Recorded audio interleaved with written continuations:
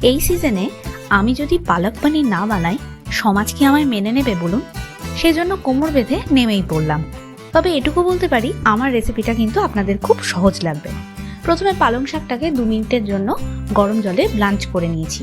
এরপর তেলে গোটা জিরে ফোড়ন দিয়ে ওর মধ্যে পেঁয়াজ কুচি, আদা রসুন কুচি, টমেটো কুচি ও লঙ্কা দিয়ে কিছুক্ষণ নাড়তে হবে, যতক্ষণ না পেঁয়াজ আর টমেটোগুলো একটু নরম হয়ে আসছে।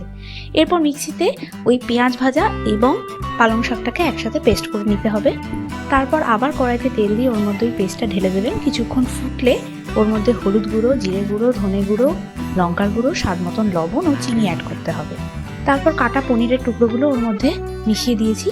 নামানোর সময় অল্প একটু ফ্রেশ ক্রিম দিয়ে নামিয়ে দিলেই কিন্তু পালক পনির একদম রেডি।